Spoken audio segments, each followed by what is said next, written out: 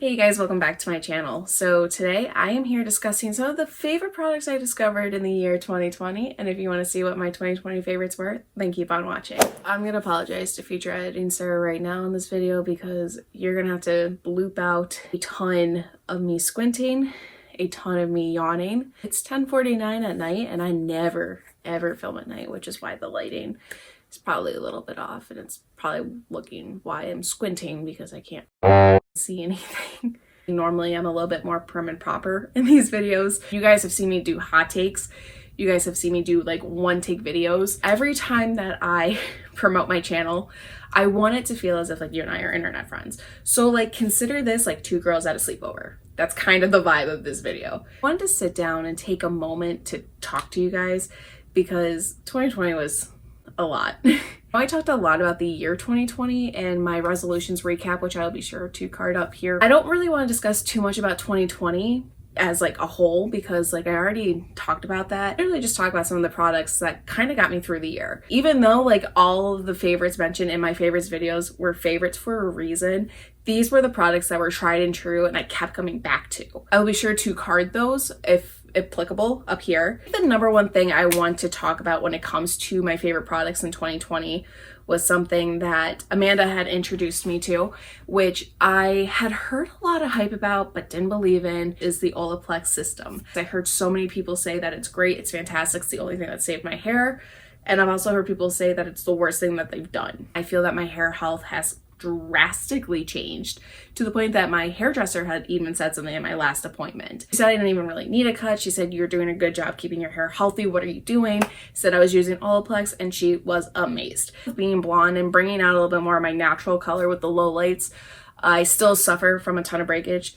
Obviously, top knots like this really aren't helpful. I understand the hype. I completely get it. I have bought the whole lineup between numbers of 3 to 7, and it's something that I do incorporate. It's something I see myself using for a very long time in the future. If you haven't jumped on the Olaplex hair gang, I suggest you do it. I think it's easier for me to say I discovered a brand of hair care that I really liked in the year, and I discovered it through my FabFitFun, and it was Foxy Bay, which was the curling wand. I loved it so much, and I loved Foxy Bay products so much that I went and I bought the Blowdryer hairbrush. If I were doing a December's favorites, hands down, this would be a December's favorites. I loved it so much that I said I could justify for putting it in all of 2020 favorites.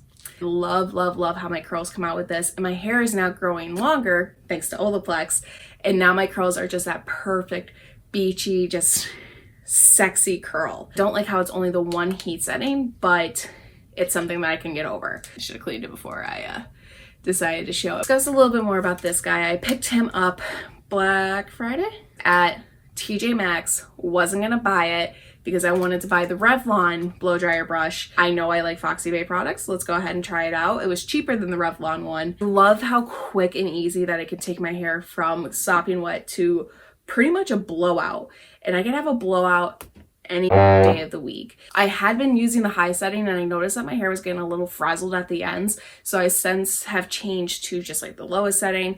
I feel that my hair has been getting a little bit better. If not, I have Olaplex to save me. This is hands down the best purchase of 2020. She needed her own moment to shine there. Another product I absolutely loved in 2020, being that we were all in quarantine, couldn't necessarily go to like tanning beds or gyms or anything like that. I had really developed a love for self-tanning. Had some self-tanning chronicles that have been less to be desired. Oh, ladies and gentlemen, I have outdone myself this time when it comes to the self-tanning chronicles because I swear in honor bright that this is fake tan. One line that I've absolutely loved has been the Isle of Paradise, and I have used everything from the medium shade to the dark shade.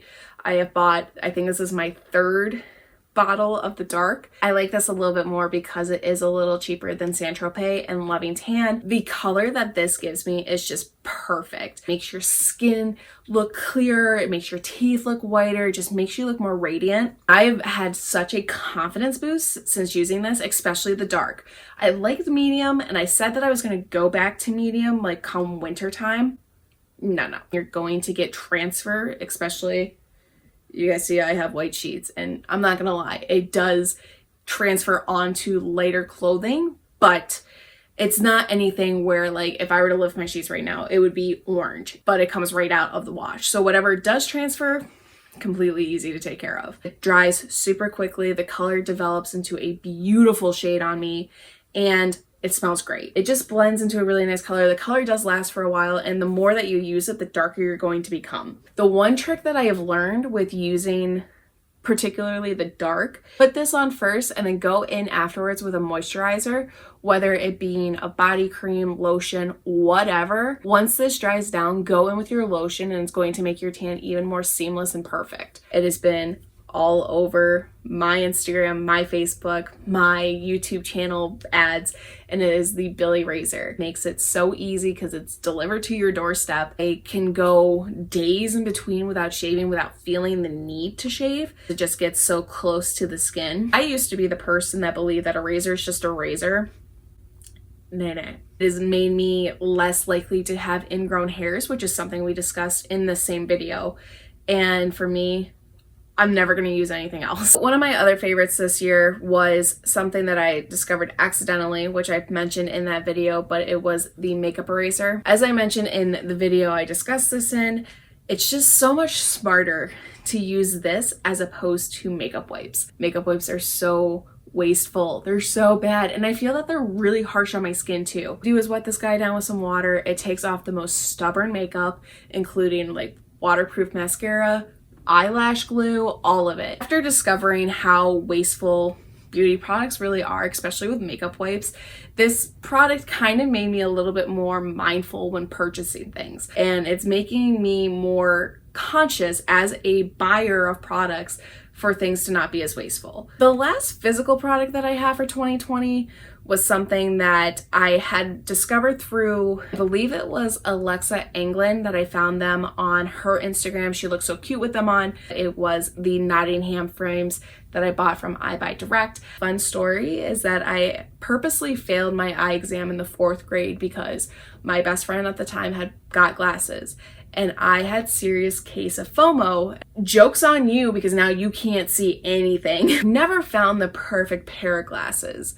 I've always struggled to find glasses that I like, that fit my face well, that don't way too heavy or look too stark, which is why I normally don't wear my glasses every day, because I just don't like how heavy they are on my face. These are super duper lightweight. Half the time it feels like I'm not even wearing glasses, which is why I think I am more willing to wear them. I also had my glasses with the blue light filter, so I feel more safe and smarter when I am working on a computer or looking at my phone. These have been my tried and true. I love them. I've never loved a pair of glasses as much as I love these. Let's talk about the intangible item in 2020. Ironically enough, I did my hair, makeup, dressed up mostly every single day in 2020, no matter how crappy I felt. I think the second that I stopped doing the things that I love, playing with makeup, styling options in fashion, doing all of those things, I think I quickly would have fallen even harder into depression. I would honestly fake it until like I would put all this makeup on. I would put myself in these cute clothes, trying to convince myself that I was still attractive, that I was still, you know, I was still there mentally, even though the world's going to outside. You're still able to have a constant. The day that I found out that I had the positive test result for COVID, I played with makeup and I created this really dope, cool looking makeup, and I just had so much fun losing myself, playing with all the makeup.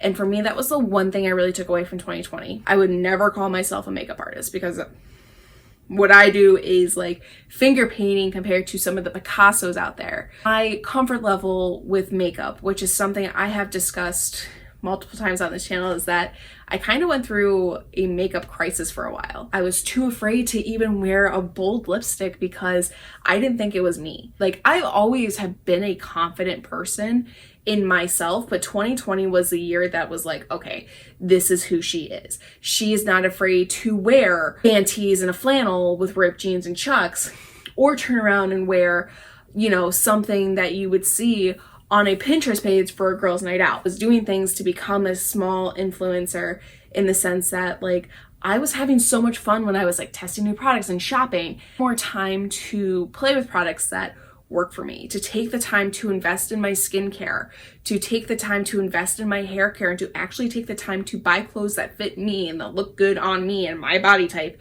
and understanding that I am not 100 pounds soaking wet and 5'2". Like, I understand that. I've never been more into myself than right now. I've done more things to make me feel attractive.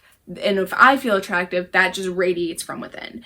And finding that self-confidence, I think, is the best way of wording that, where I've always been an advocate for body positivity, and I've always been an advocate for self-love and self-care and loving the body that you're in, despite, even though you might not think it is your definition of beautiful. It is for somebody. Always been that person, but in the same hand, I backhand myself because I see all these people and I'm like, yes, queen. But then I'm like, not you though. Anybody but you. 2020 kind of got me over that hurdle, fully pieced it together.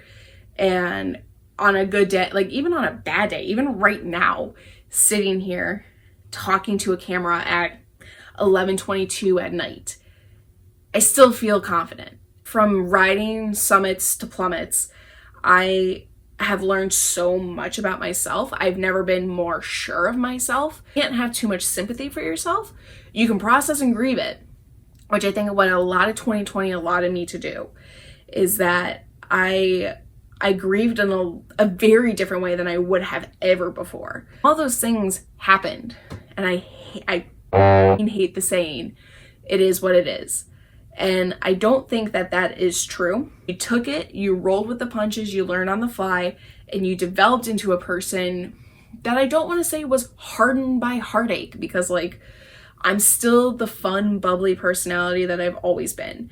I think the trauma has helped with the humor a little bit, but I think that I still have a positive outlook on life. By no means was it a good year, but I think it was a year that I needed to have. 2020 happened, and for a lot of it, I just kind of sat in and I was like waiting for it to get buck wild, and I tried to ride the bull as long as I did, and I did for a good chunk of it until November. I regret it. I don't regret anything that happened in 2020. It is what it is. It happened. It's in the past. Say lovey. Those were my favorite products in 2020, so thank you guys so much for watching. I truly appreciate it. If you like my videos and if you like my content, and if you like me, feel free to subscribe by hitting the button down below and getting notified when I post new favorites or other videos in general. Be sure to go check the website out over at sarahlock.com, 2H's2Ks, and I'll also be sure to list all my social media profiles down below too, so you can follow me wherever I might be. Learning to love ourselves. That's the number one thing, is that we're going to manifest the good stuff. We're not going to be negative Nancy's. No poopy pants here in 2021. 2020 was bad. But 2021, we are going to make it our best year yet. It ain't gonna be the best year. You're gonna make it the best year. With that said, I'm gonna go ahead and go. Thank you guys again so much for watching. Take care. Love you always. Stay safe. And until next time, we'll see you guys later. Bye. You wanna see how tired I am? Because I'm tired. My lashes itch. I don't even know how that happens. How does the actual hair itch? Your hair doesn't itch, Sarah. Oh my God, I just like touched my soul when I did that. I have a hangnail and I like just nicked it right, and it just like Control-Alt-Delete rebooted my whole body. That was, oh, I hated that. That took a lot of words to get there, but we got there. My eye. Kids, don't sleep in your contacts. You'll spend the whole day paranoid that you're gonna have a scratch cornea. Take it from me, you don't want one. Too bummy? Probably. I'm feeling 2021 is gonna be good. I don't want to sit here and say it's gonna be the best year ever, but it certainly can't be any worse.